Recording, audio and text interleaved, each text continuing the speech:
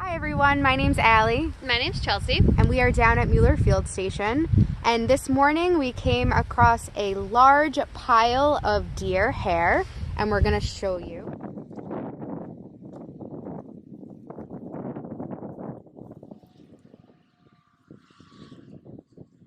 One of the things that I noticed immediately upon looking at this pile of fur is that predators have come in and they've been so meticulous at really cleaning up this dead animal, which was a deer. There's not a single bit of meat left. It's all fur. There's a little bit of bone here. And we know that in wintertime food is kind of scarce, so they did a really good job at cleaning this up and getting all that they could out of it.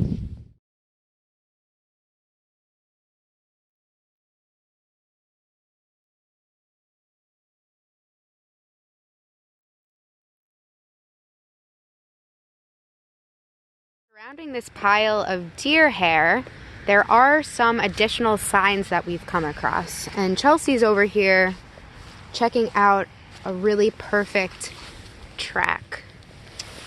All right, so we believe this to be the track of a red fox.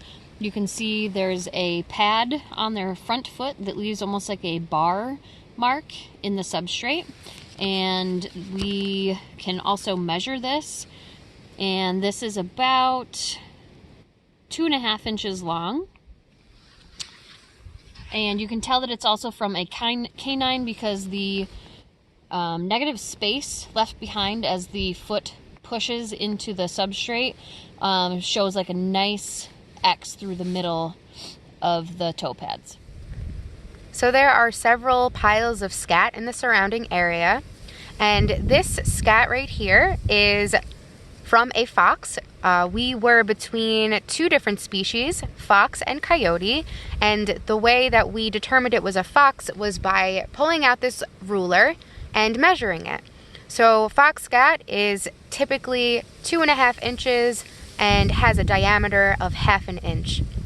If this were to be coyote scat, it'd be much larger, but it certainly would have the same cylindrical shape, tapered at both ends. There are tiny bone fragments, lots of hair in the scat, and we clearly can tell that this fox enjoyed some deer for dinner.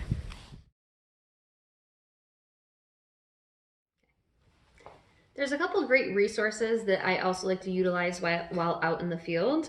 We have this little pocket tracker.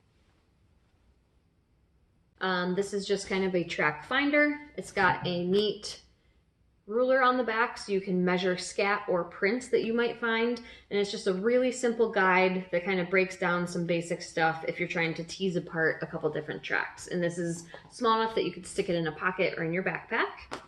Another resource that I really enjoy is Guide to Animal Tracking and Behavior by Donald and Lillian Stokes.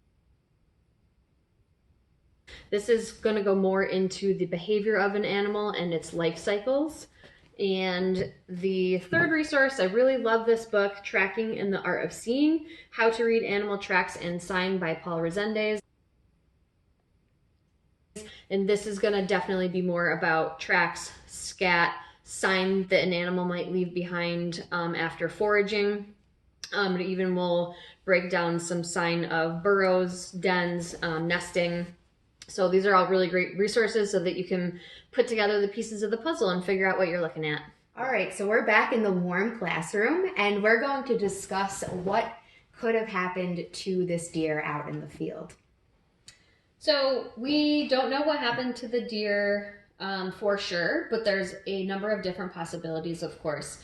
So something that I think is possible is a clue that was left behind was the bottom jaw of the deer, which was very small. So I think that it was probably a very young deer, a very small deer.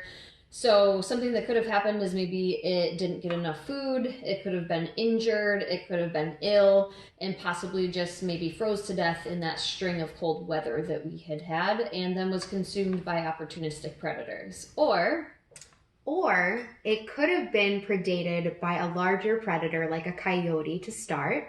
And then after the coyote had its sampling of the deer, fox could have moved in and scavenged that meat. There's other animals that totally could have eaten from this pile of meat too, like owls, bobcat.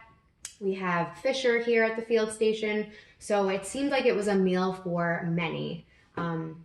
Thank you for tuning in and listening to us. We will be posting more videos down here of the field station, and thank you. Thanks.